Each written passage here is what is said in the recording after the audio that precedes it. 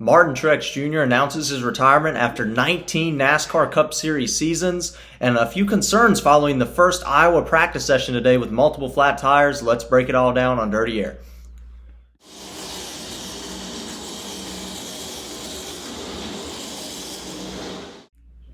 Hello everybody, welcome to Dirty Air. I'm your host Alex Lambert, and let's talk about Martin Truex Jr. announcing his retirement after 19 full-time Cup Series seasons, and also had a little bit of chance to dissect a practice session today at the Iowa Speedway, the initial practice session at the Iowa Speedway, where he had some concerns following tire failures and tire wear. We'll break all that down here on Dirty Air. Let's start out with Martin Truex Jr., the big announcement, the 19 full-time season driver, won championship in 2017, three-time championship runner-up, and 5 Championship 4 appearances. Certainly a very successful career. It started out a little slow for Martin Truex Jr. when he drove for Michael Waltrip, but then ultimately at Furniture Road Racing was able to win a championship for that team in 2017. So he was able to leave his mark on the sport, and it was a nice one. It was a big one. 34 Cup Series win, and he's still got a chance to go out there and win more races. Once again, he's, I think, 5th in points right now, well into the playoffs. He's going to make the playoffs and run for another NASCAR Cup championship. Was the regular season championship a year ago, the regular season champion a year ago. So certainly Martin Truex Jr. is still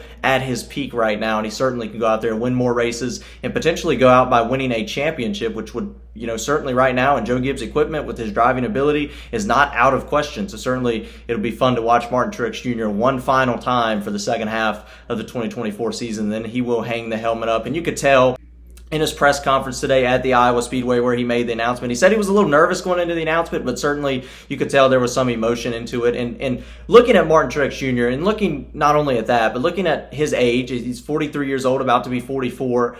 And of course, NASCAR Cup racing is a full-time job. As I listened to the guys in the booth on USA, NBC talk about this a little bit as well. It's a full-time job, right? I mean, you're devoted all the time, 24/7. You have sponsorship meetings. And Truex really explained this as well. He's sort of on a set schedule with everybody else. Everybody else is telling him what to do because he has to be able to run in the Cup Series, to deal with the sponsorship situations and take care of the sponsors and take care of all parties involved. You have to be very involved, and you have to do what those vendors and sponsors require from you. So therefore, Martin Truex Jr., he wants to hang it up, maybe take a little bit of a break and enjoy life to the fullest, which is certainly something to be expected around his age. This is usually when we see drivers, start to at least thinking about leaving the Cup Series. This is the third year in a row that Truex has been, considering this, right? You go back to 2022 when Kyle Busch was potentially leaving. This was a big deal. Where were those two drivers going to go? Then Truex ultimately stayed 2023. And then, last year we had the same sort of conversation going into this point in the year. Will Truex return? He ultimately did.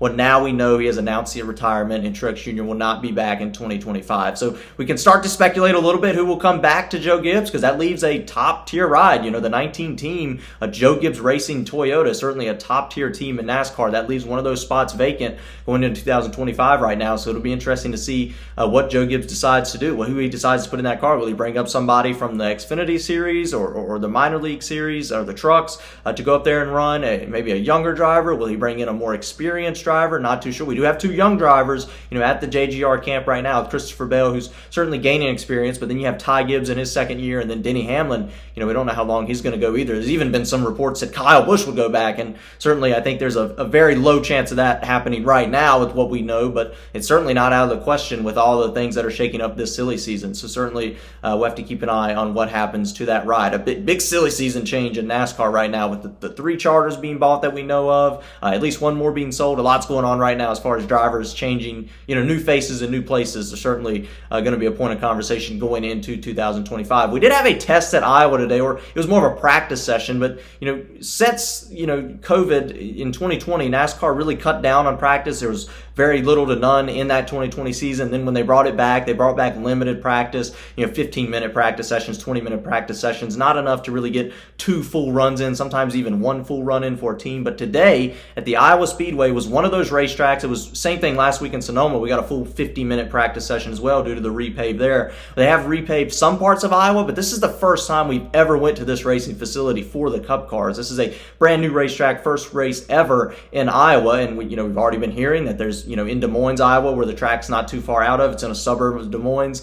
They've been embracing NASCAR, so that's certainly good to hear. But we were able to get a 50-minute session today. It was a little more than 50 minutes because they added some time due to the red flags because of all the tire failures. We had some big tire failures today. It was Ty Gibbs had a tire go down as well. Christopher Bell actually ended up slamming the outside wall coming off of turn 4 due to a tire failure, so unfortunate for him. Ross Chastain with the tire failure as well, where it took him a long time to get towed off of the racetrack for some reason. Not too sure what was going on with that during the practice session, but they jacked the car up so they wouldn't mess up the rear diffuser or any side of the race car. So that was certainly a unique sight to see from Ross Chastain's corn car, Iowa-themed car there. And then, of course, you had Austin Cindric was the last driver really to have a tire issue get into the wall during this practice session. I believe Tyler Reddick in his 45 McDonald's Toyota actually had an issue as well, but was able to come down pit road without damaging the race car. So it looked like, I was listening to a little bit of Kyle Busch's radio. It sounded like about 20 laps is when the tires really start to wear. So we could see a situation where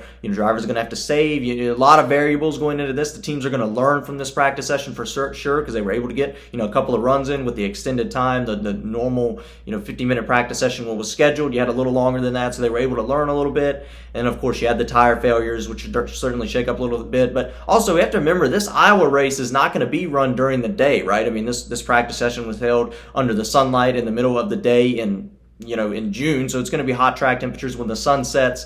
The race green flag time set for 7:05, so you're going to have cooler track temperatures, which will certainly throw another variable into this. So it should be interesting to see how this race unfolds. And here's a few photos as well from the racetrack. NASCAR told all the drivers last year when this track was going to be put on the schedule, per Christopher Bell, that they were going to patch up the racetrack. Well, you see, about half the turn has been completely repaved. So you have new pavement on the bottom, old pavement on the top, which is certainly a little bit strange. It's not that pleasing to look at because this sort of, as Christopher Bell also said in one of his interviews a few weeks ago after a test, that this will certainly make the race a one-groove racetrack. He thinks everybody will have to stay on the bottom, at least in the beginning of the race for sure. So it should be interesting to see everything that takes place following, obviously, the practice session today with the tire failures. Will that carry over? What will the teams learn? What will the track temperature do to the tires heading into Sunday night? Certainly a lot of variables going into this first race at the Iowa Speedway. And then the repave sort of just throws another wrinkle in there. That throws a wrinkle in for the Xfinity team as well, right? Because they're running their race,